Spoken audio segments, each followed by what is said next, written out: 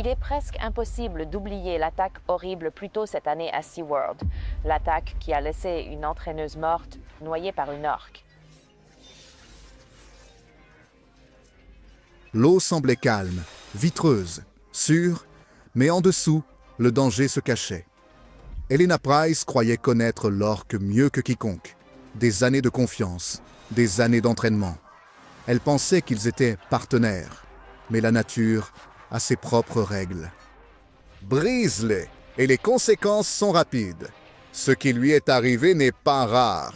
D'autres ont subi le même sort. Et lorsque leurs histoires font surface, vous pourriez voir ces animaux d'une manière que vous n'auriez jamais imaginée. Numéro 9. L'attaque de Kasatka. Quand Ken Peters a plongé dans le bassin, il ne savait pas qu'il devrait se battre pour en sortir. Le public du soir au stade Shamu de SeaWorld San Diego était bruyant, agité, et attendait le grand final du spectacle. C'était le 29 novembre 2006. Le dresseur Ken Peters, âgé de 39 ans, était dans le bassin aux côtés de Kasatka, une orque femelle de 5000 livres. Elle avait passé la majeure partie de sa vie en captivité. Le duo avait travaillé ensemble d'innombrables fois et tous deux connaissaient la chorégraphie par cœur. Elle était censée monter en flèche, portant Peters haut au-dessus de la surface avant qu'il ne plonge proprement de son nez dans l'eau. Ce n'est pas ce qui s'est passé. Sans prévenir, Kasatka a refermé ses mâchoires sur le pied de Peters et l'a tiré vers le bas. L'eau les a engloutis instantanément. Depuis les gradins, le moment semblait étrange au début, presque comme si cela faisait partie du spectacle. Mais plus elle restait sous l'eau, plus le silence devenait inquiétant. Sous la surface, Peters était entraîné vers le fond sans moyen de se libérer. Les secondes passaient lentement. Chacune s'étirait jusqu'à ce que les acclamations de la foule se transforment en confusion. Lorsqu'ils ont finalement refait surface, Peters a gardé sa voix calme, lui parlant, lui caressant le dos avec des mouvements lents et délibérés. C'était une réponse préparée destinée à la calmer. Mais Kasatka a plongé à nouveau, l'entraînant vers le fond. C'était un cycle. Il remontait à la surface, les poumons en feu, essayant de respirer. Elle le tirait sous l'eau à nouveau. Cela a continué pendant environ 9 minutes. Depuis le bord de la piscine, le personnel s'est empressé d'agir. Un filet était tendu pour l'empêcher de s'échapper si Peters parvenait à s'enfuir. Le public restait figé. Il n'était pas sûr de regarder une performance ou une lutte pour la survie. Kasatka a finalement desserré son emprise, ce qui a suffi à Peters pour se libérer. Il a nagé vers le côté et s'est sorti de l'eau. Sa combinaison de plongée était déchirée à une jambe, révélant un pied cassé et des blessures par perforation profonde. Dans les jours suivants, des experts en comportement marin ont analysé les images. Ils ont remarqué quelque chose qui avait échappé pendant le chaos. Depuis un autre bassin, le petit de Kasatka avait vocalisé pendant le spectacle. Les appels étaient aigus, insistants. Certains pensaient qu'entendre son petit avait agité Kasatka. Ils croyaient que cela avait amplifié son stress dans le bassin confiné. Un stress de ce genre peut rapidement s'intensifier lorsqu'un animal conçu pour l'océan ouvert est gardé dans un petit enclos. Ce qui a rendu l'incident encore plus troublant, c'est que ce n'était pas la première fois. Kasatka avait déjà ciblé Peters, une fois en 1993, puis en 1999. Chaque fois, il a survécu. Et à chaque fois, les risques ont été ignorés au nom du divertissement. Peter a déclaré plus tard qu'il n'avait jamais pensé que Kasatka avait l'intention de le tuer. Même pendant ces longues minutes au fond, il croyait qu'elle agissait par agitation, non par malveillance. D'autres ont vu les choses différemment. Ils ont évoqué les heures d'entraînement, l'espace restreint et la séparation de son petit.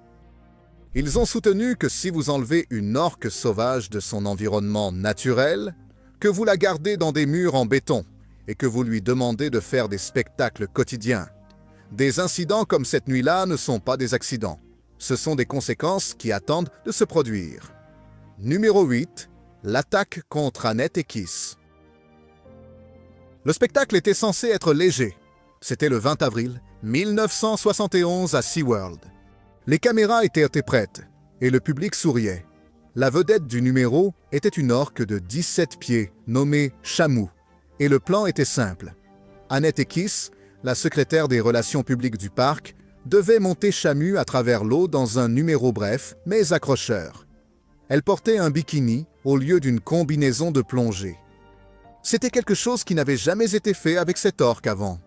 Les premiers moments se sont bien passés. Ekis s'équilibrait sur le dos de Shamu et glissait à travers le bassin tandis que la foule applaudissait et que les photographes capturaient chaque instant. Mais ce que personne ne savait, c'est que la performance allait prendre une tournure inattendue. Sans avertissement, Shamu l'a jeté de son dos. L'impact avec l'eau a été soudain et froid.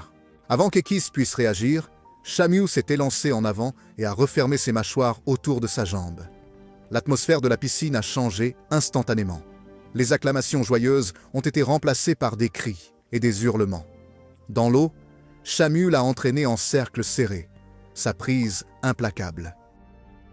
Depuis le pont, les plongeurs se sont lancés dans le réservoir, chacun armé de longues perches en métal. Ils ont essayé de forcer sa bouche à s'ouvrir en poussant contre ses puissantes mâchoires. Mais le risque était clair. Un faux mouvement pourrait pousser Shamu à mordre plus fort, et les dégâts pourraient être catastrophiques. Que se passerait-il s'il tirait trop fort? Cela déchirerait-il le muscle? Cela écraserait-il l'os? La lutte continuait, les secondes s'étirant en ce qui semblait des minutes. Ekis s'était tiré à travers l'eau, du sang se répandant autour de sa jambe. La foule continuait de regarder dans un état de sidération, certains se couvrant la bouche. Enfin, grâce à un effort coordonné, les plongeurs ont réussi à ouvrir la bouche de Shamu juste assez pour qu'Ekis puisse se libérer. Elle a été sortie de l'eau, son corps tremblant de choc. Dès qu'elle a atteint le bord, elle s'est effondrée. Ses blessures étaient graves. Il y avait des perforations profondes et de la chair déchirée qui nécessiteraient plus tard 25 points de suture. Elle a été transportée d'urgence à l'hôpital, son maillot de bain encore mouillé, la couleur de sa peau pâle à cause de la perte de sang. Lorsqu'on lui a demandé plus tard pourquoi cela s'était produit, Ekis a avoué qu'elle ne savait pas. On lui avait dit par la suite qu'aucune femme n'avait jamais monté Shamu auparavant et que personne ne l'avait jamais fait sans combinaison de plongée. Que ce fait ait fait une différence ou non reste flou. Elle a intenté une action en justice contre SeaWorld, déterminée à les tenir pour responsables. Au début, un tribunal lui a donné raison, mais la décision n'a pas duré. La récompense qu'elle avait reçue a été annulée en appel, la laissant sans la compensation qu'elle espérait. L'incident a alimenté des questions persistantes sur les risques d'utiliser des prédateurs sauvages pour le divertissement. Les orques sont faites pour l'océan ouvert, parcourant de grandes distances dans leur habitat naturel.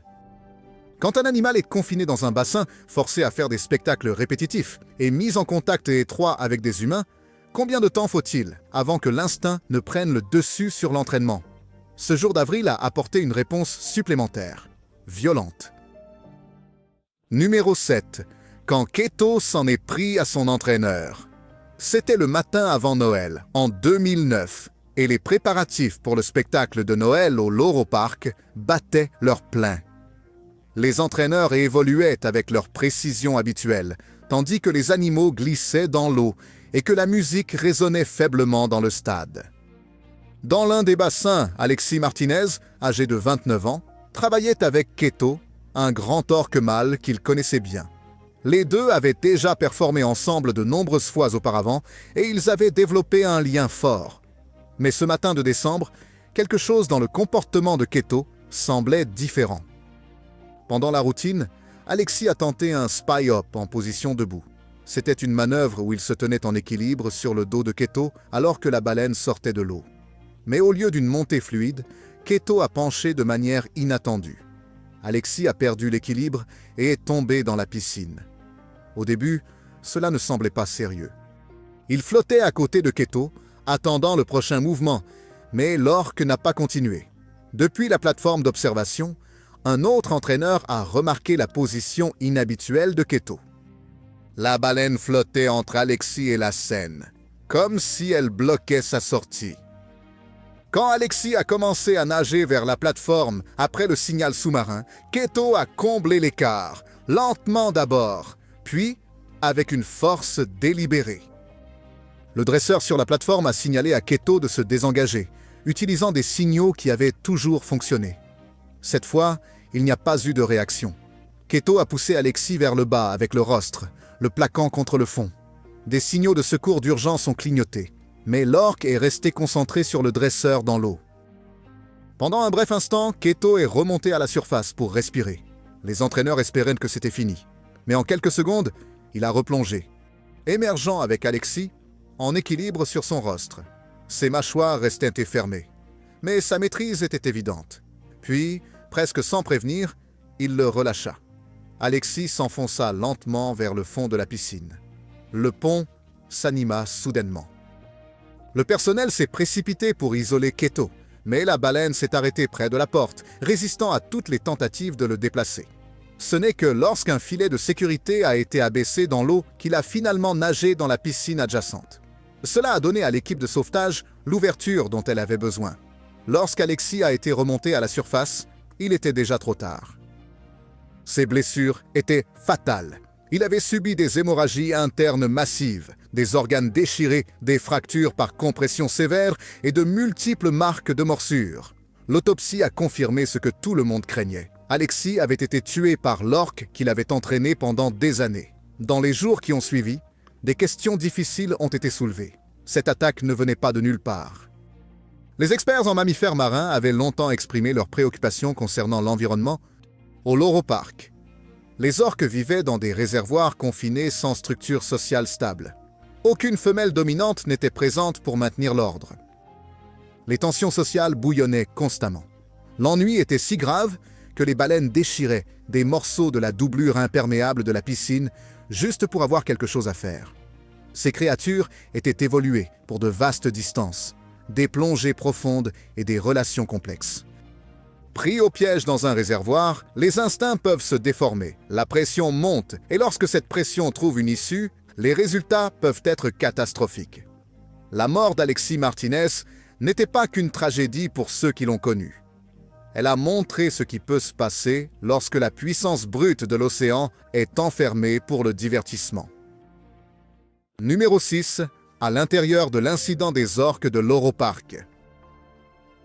C'était le genre de journée au Loro Park en 2007 qui commençait comme tant d'autres. Mais à la fin du spectacle, une entraîneuse allait se battre pour sa vie.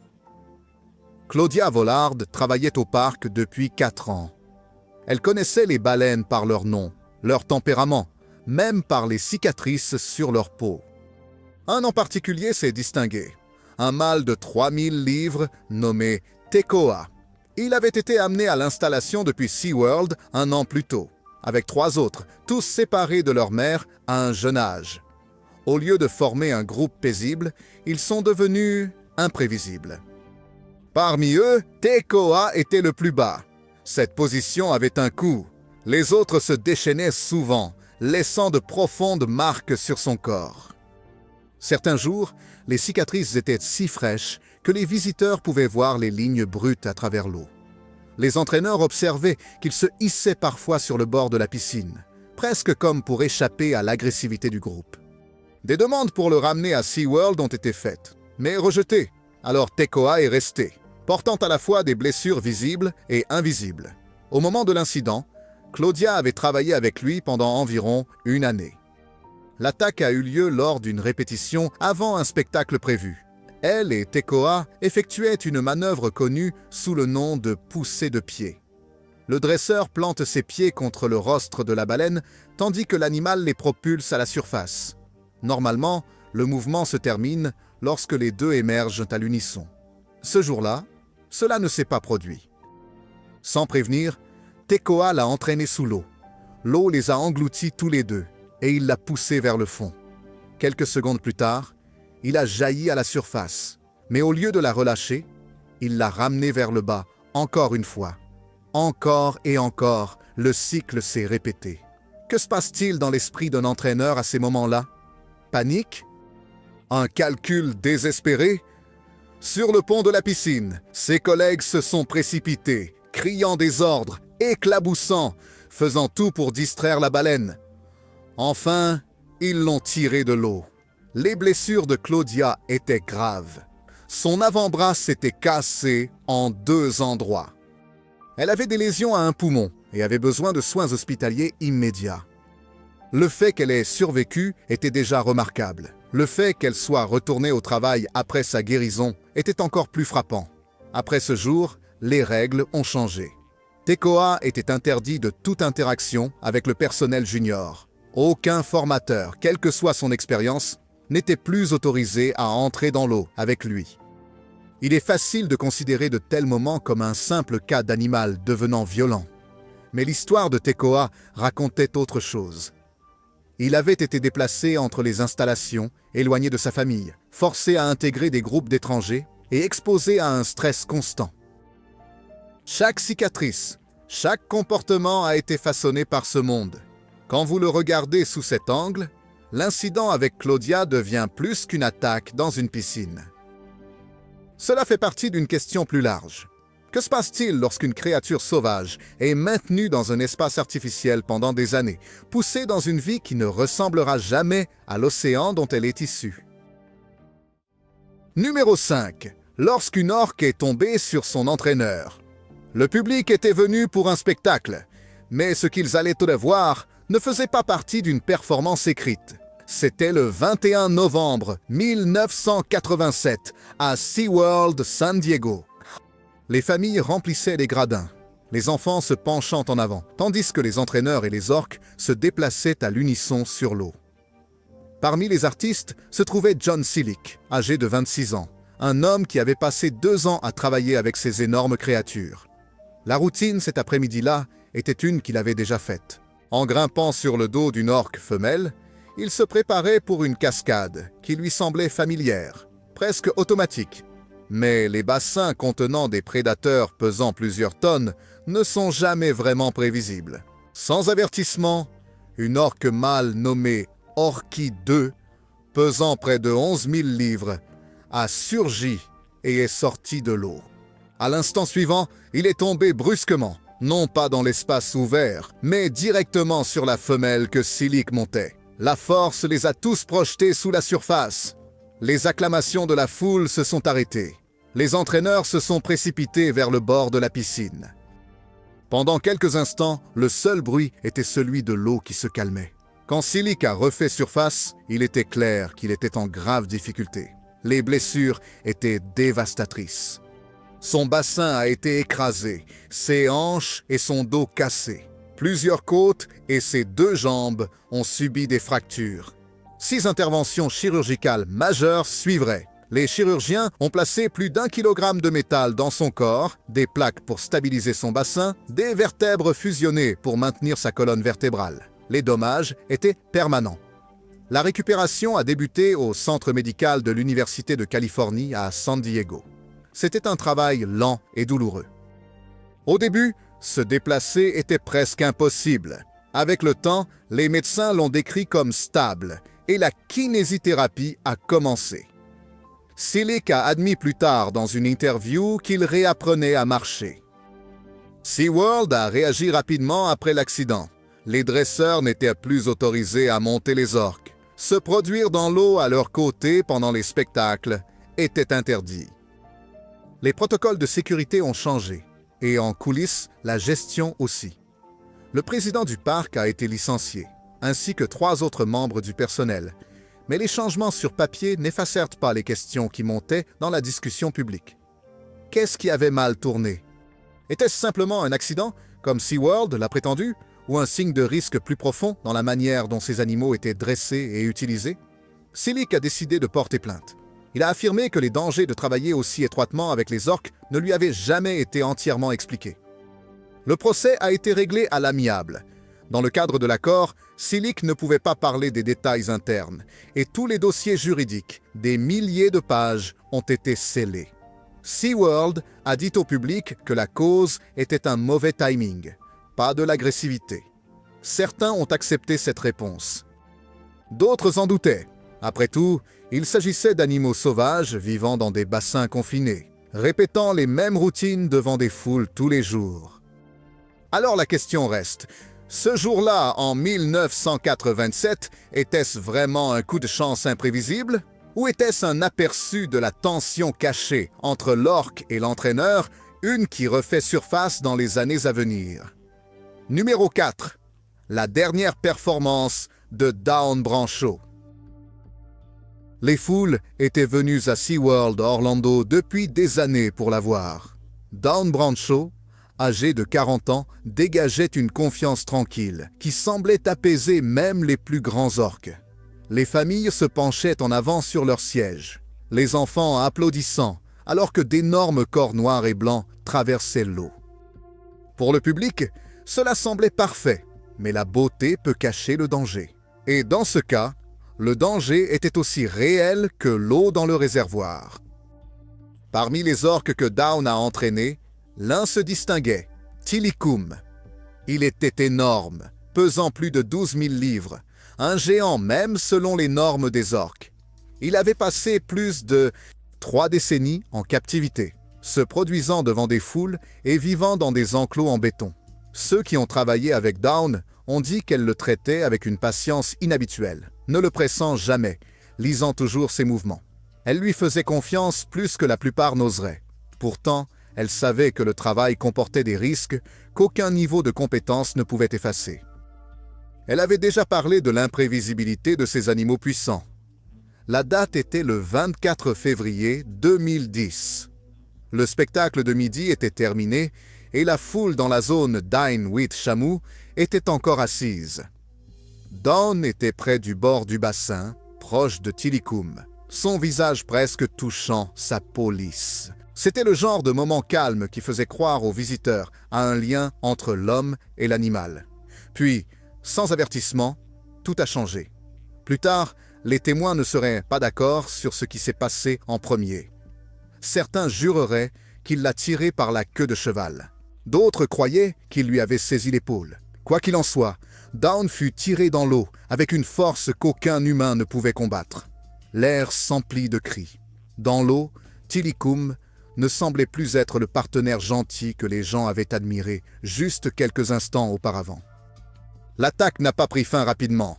Près d'1 heure s'est écoulée pendant qu'il la jetait, la traînait et l'empêchait de remonter à la surface. Les dresseurs sur le pont couraient, jetaient des filets, lançaient des ordres, offraient de la nourriture. Rien n'a brisé son emprise. Le lien qu'il pensait comprendre avait disparu, remplacé par quelque chose que personne ne pouvait contrôler. Lorsqu'ils l'ont finalement manœuvré dans une piscine médicale et qu'il l'a relâché, l'espoir était déjà perdu. Les blessures de Dawn racontaient l'histoire de ce qui s'était passé en détail brutal. Son bras était parti, son cuir chevelu avait été arraché, sa mâchoire était brisée, ses côtes étaient cassées, sa moelle épinière était sectionnée. La cause officielle du décès était un traumatisme contondant et une noyade. Pendant 45 minutes, Tilikum avait refusé de la laisser partir. Après ce jour, Tilikum a été retiré des performances publiques. Il a passé ses dernières années en isolement, flottant dans les bassins arrière avec peu d'activité jusqu'à sa mort en janvier 2017.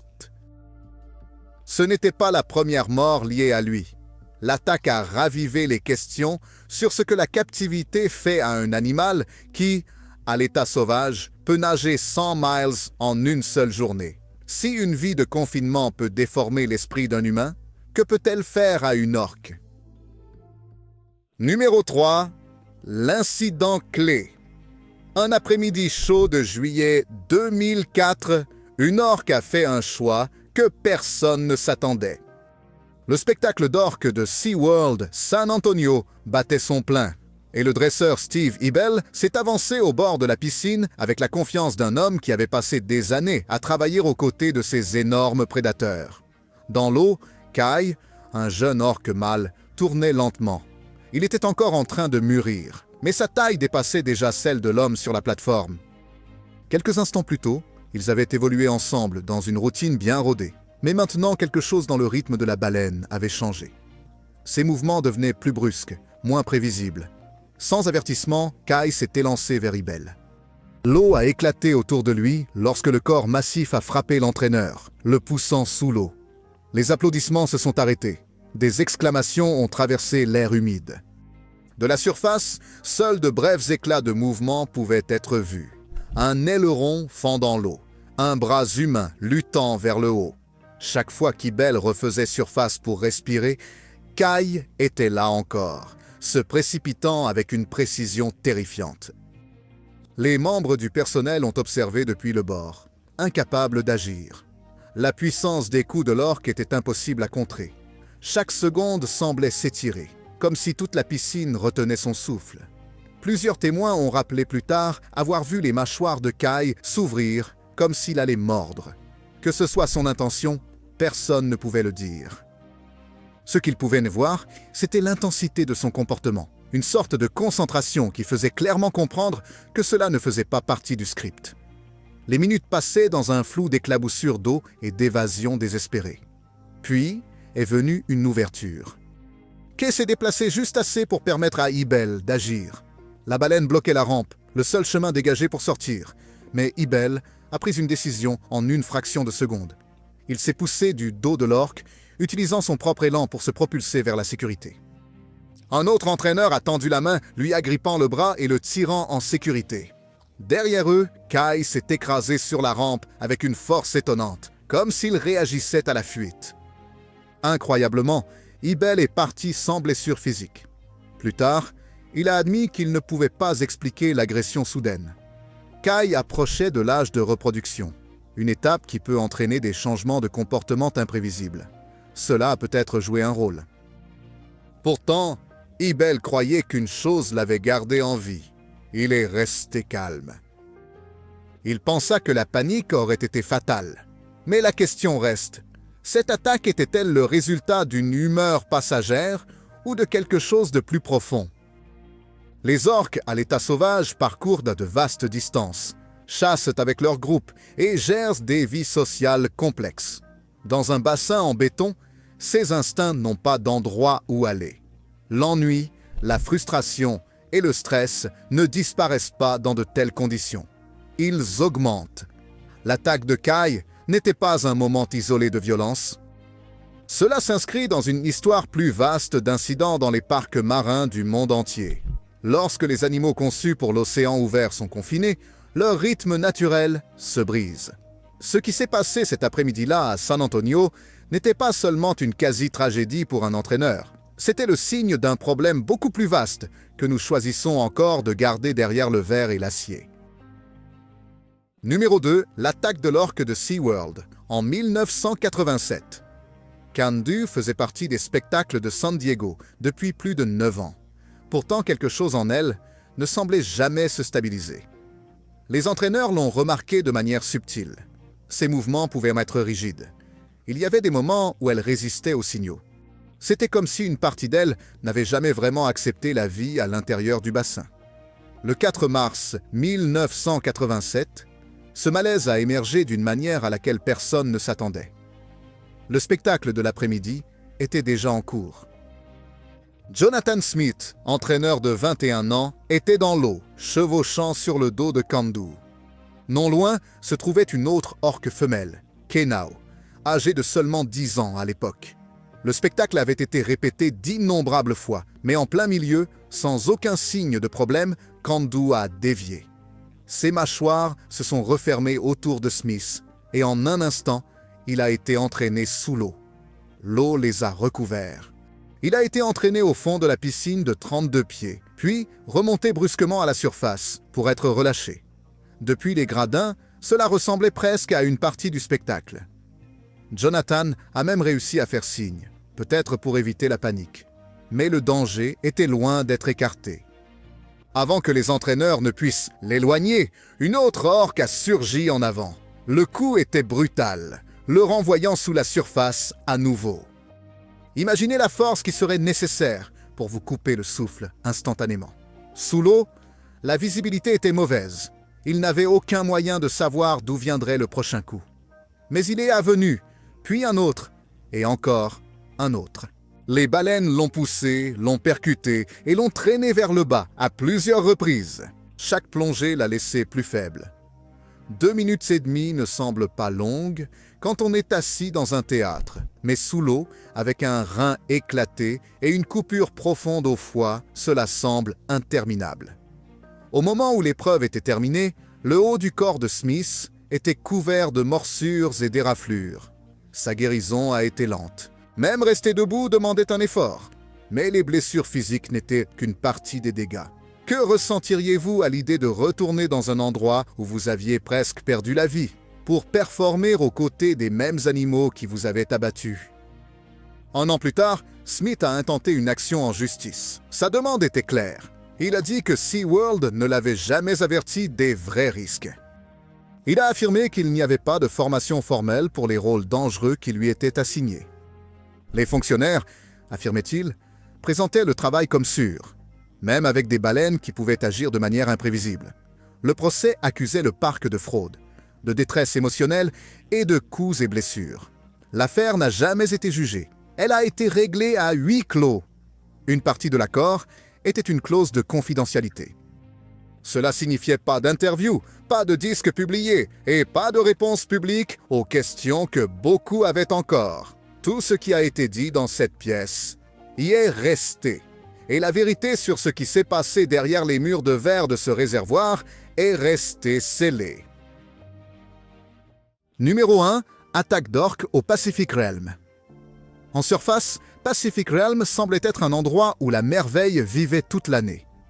Les familles se promenaient à travers de vastes tunnels de verre, tandis que des raies pastenagues glissaient au-dessus.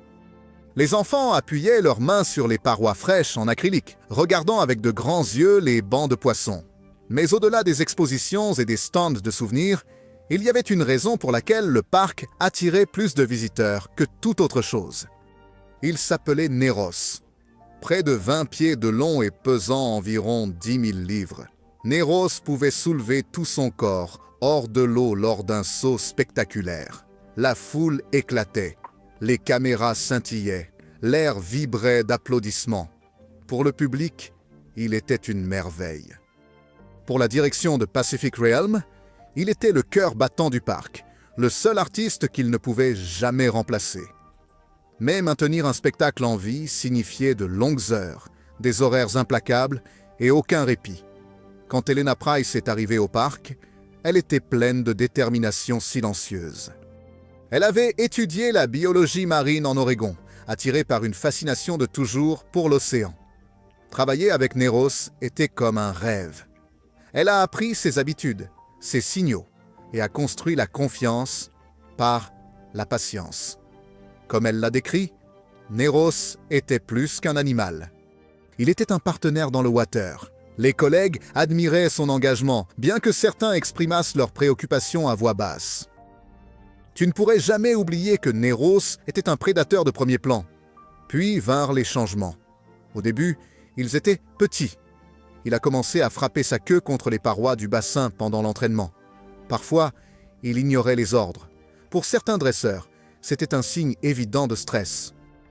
Un vétéran avec des années d'expérience est allé voir la direction, les exhortant à accorder du temps libre à Neros. La demande a été ignorée. Les profits passaient en premier. Le vétéran a quitté le travail en avertissant que des problèmes arrivaient. Elena est restée.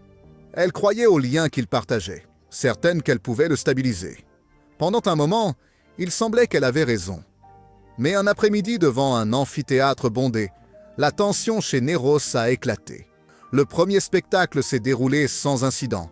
Pour le second, Elena est entrée dans l'eau avec sa confiance habituelle.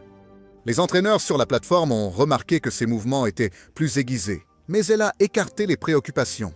La performance a commencé comme prévu. Puis, pendant la routine finale, Neros a nagé directement vers elle. Au lieu de surgir à côté d'elle, il a frappé avec une vitesse terrifiante. Ses mâchoires se refermèrent, des cris retentirent dans l'air. Les entraîneurs lancèrent des bouées, frappèrent des perches sur la surface et donnèrent tous les ordres qu'ils connaissaient. Neros plongea, l'entraînant avec lui. L'eau bouillonna violemment avant de devenir rouge. Personne ne pouvait entrer sans risquer sa propre vie. Les minutes s'éternisaient. Enfin, il l'a relâché. Elena a été tirée de l'eau, inerte et insensible. Les entraîneurs l'ont sortie de l'eau et ont commencé la RCP. C'était trop tard. Les gradins étaient silencieux. Quelques instants plus tôt, des milliers de personnes acclamaient. Maintenant, ils restaient figés, regardant la piscine où Nero s'était retiré à l'autre bout, à nouveau calme. L'image des derniers instants d'Elena ne les quitterait jamais. L'attraction la plus prisée du parc était devenue le centre d'une tragédie. Et la question à laquelle personne ne pouvait échapper était simple. Avait-il poussé trop loin? C'était le prix à payer pour franchir la ligne entre performance et nature. Le public est parti avec la vérité qui les suivrait longtemps après avoir quitté les lieux. Neros n'était pas un artiste formé, il était un prédateur. Si vous avez trouvé cette vidéo informative, veuillez l'aimer et vous abonner à la chaîne pour que nous puissions continuer à vous apporter d'autres histoires comme celle-ci. Merci de regarder. À bientôt dans la prochaine vidéo.